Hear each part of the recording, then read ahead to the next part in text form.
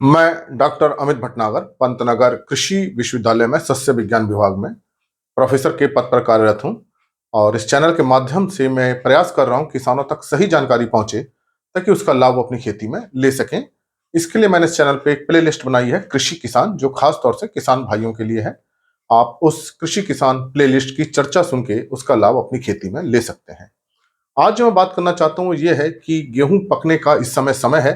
जिन्होंने समय से बुआई कर दी है गेहूं की, उनका गेहूं लगभग पकने को तैयार ही है। लेकिन जिन्होंने पछेती बुआई की है, अभी उनकी कटाई में समय है। लेकिन ये जो अप्रैल का महीना शुरू होता है और मार्च से ही गर्म हवाएं चलने लगती हैं, और उस समय जब गेहूं का दाना पड़ रहा होता है तो इस गर्मी से गेहूं का दाना छोटा रह जाता है। तो हम क्या ऐसा छिड़काव कर सकते हैं इस समय हम कि गेहूं के दाने पर उतना असर ना आए, गर्मी का प्रभाव कम हो जाए। देखिए, गेहूं एक ऐसी फसल है जिसे कम तापमान चाहिए होता है, और जब हम बोते हैं तो तापमान कम रहता है। जब इसकी वनस्पति वृद्धि, वेजिटेटिव ग्रोथ होती है, तब भी तापमान कम रहता है। लेकिन जब बाली निकलती है, दाना बनता है, तो तापमान बढ़ने लगता है, और ये बढ़ा हुआ तापमान इसके लिए नुकसान करता है। खास तौर से बालियां छोटी रहती हैं, उन छोटी बालियों में भी दाना छोटा ही पड़ता है। और ये बहुत समस्या पछेती, जो लेट सोइंग होती है वाली गेहूं में ज्यादा आती है। तो ऐसी स्थिति में हम क्या कर सकते हैं जिससे गेहूं के दाने का विकास अच्छा हो और जो बढ़ा हुआ तापमान है उसका असर कम हो जाए। तो देखिए, मैं बहुत पहले वीडियो में भी बता चुका हूं, कई बार इस बात को मैं डिस्कस कर चुका हूं। जो दाने का आकार बढ़ाता है वो है पोटेशियम। पोटेशियम ऐसा तत्व है जो किसी भी फसल का दानों का आकार बढ़ाता है, चाहे वो मक्के का भुट्टा हो, चाहे वो धान हो, चाहे वो ज्वार हो, बाजरा हो, कोई भी हो, गेहूं हो। तो ऐसे समय में अगर हम पोटेशियम का स्प्रे करते हैं तो हमें इसके अच्छे रिजल्ट्स मिलते हैं। लेकिन आपको ध्यान रखना है, पोटेशियम जमीन में नहीं डालना है। पोटेशियम का आपको स्प्रे करना है, क्योंकि अब जो है नीचे की पत्तियां सूख चुकी होंगी, ऊपर की ही थोड़ी पत्तियां हरी बची होंगी, तो वो भी लगभग पीली हो रही होंगी, और बालियां, अपना जो दाना है वो लगभग भर रहा होगा। और जो टाइमली सोंग है, जिसकी समय से बुआई है, वो तो लगभग पकने को तैयारी है। लेकिन हम खास तौर से पछेती की बुआई करें, गेहूं की बात करें, तो ये अभी समय है जिसको हम बचा सकते हैं। तो आपको जो स्प्रे करना है पोटेशियम का करना है, लेकिन पोटेशियम का साल्ट कौन से साल्ट का करें और कितना करें और किस समय करें, ये बहुत महत्वपूर्ण है। तो पहला जो हम कर सकते हैं वो एमओपी का हम प्रयोग कर सकते हैं, म्यूरेट ऑफ पोटाश।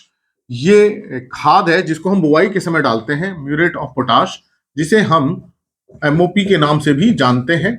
एमओपी ये खाद है, और इसका जो हमें स्प्रे करना है 0.2% का करना है। अब 0.2% ये रहता है कि जितना प्रतिशत होता है उसका 10 गुना आप कर दीजिए, और उतना ग्राम प्रति लीटर में बन जाता है। तो ये 0.2 है, तो इसका मतलब हमें 2 ग्राम लेना है, और 1 लीटर पानी में इसको घोल दीजिए, तो ये 0.2% का बन जाएगा। और 1 एकड़ में लगभग 200 लीटर पानी का आप स्प्रे कर दीजिए 1 एकड़ में। तो इसका मतलब कि इसकी मात्रा कितनी हो गई, 400 ग्राम हो गई। तो इसका मतलब आपको 400 ग्राम एमओपी आपको प्रयोग करना पड़ेगा 1 एकड़ में। तो आप एमओपी का प्रयोग कर लीजिए, और आप कोशिश ये कीजिए कि ये स्प्रे बहुत हम सुबह कर लें, ताकि उसको पौधों के अंदर जाने को समय मिल जाए। तेज धूप में आपको स्प्रे नहीं करना है, सुबह सुबह के समय आप स्प्रे करें तो इसके हमें अच्छे रिजल्ट्स मिलेंगे। और लेकिन अगर गेहूं बिल्कुल पकने को तैयार है तो आपको ये काम नहीं करना है। तो ये हमें तब करना है, गर्म हवाएं चल रही हैं और गेहूं की बालियों में भी दाना मैं अभी पड़ रहा है दाना, तो हम इसका कर सकते हैं। और मैं बार बार इस बात को कह रहा हूं, ये जो लेट सोइंग व्हीट है ये सबसे ज्यादा अफेक्ट होता है, क्योंकि जो ये हीट तापमान का इफेक्ट आता है लेट सोइंग व्हीट में ज्यादा देखने को मिलता है। जो टाइमली सोन व्हीट होता है, जिसकी समय से बुआई कर देते हैं, उसमें इसका बहुत ज्यादा प्रभाव नहीं आता है। लेकिन मान लीजिए आपकी टाइमली सोन क्रॉप है और उस समय गर्म हवाएं चल रही हैं, तब आप इसका प्रयोग कर सकते हैं। तो ये तो आप इसका प्रयोग कर सकते हैं। दूसरा, आप पोटेशियम नाइट्रेट का भी स्प्रे कर सकते हैं। KNO3 पोटेशियम नाइट्रेट है ये साल्ट। एमओपी KCl होता है, लेकिन ये KCl मैं लिख दे रहा हूं आपके जानकारी के लिए। KCl, पोटेशियम और क्लोराइड दोनों ही आवश्यक तत्व हैं। ये पोटेशियम नाइट्रेट है, इसमें पोटेशियम भी होता है, नाइट्रोजन भी होता है। और ये जो बाजार में आ रहा है 13,045 के लगभग का होगा ये, मतलब 13% नाइट्रोजन है, 0% फास्फोरस है, 45% पोटेशियम है। लेकिन आपको जो इसका स्प्रे करना है वो 2% का करना है। यहां मैंने आपको एमओपी का बताया है 0.2% का, लेकिन यह है 2%। ध्यान रखना है, ये 0.2% है, ये 2% है। तो ये आपको करना है 20 ग्राम प्रति लीटर। ये आपको ये बनाना है, फिर से आप ध्यान दीजिए, एमओपी अगर आप प्रयोग कर रहे हैं तो 0.2 का ही करिए, और अगर आप पोटेशियम नाइट्रेट का कर रहे हैं तो आप 2% मतलब 20 ग्राम प्रति लीटर का कीजिए, वही 200 लीटर पानी लगेगा 1 एकड़ में, और उस हिसाब से आप कर सकते हैं। इससे नाइट्रोजन मिलेगी, लेकिन नाइट्रोजन का बहुत बड़ा रोल यहाँ होता नहीं है। यहाँ जो रोल होता है वो पोटेशियम का होता है।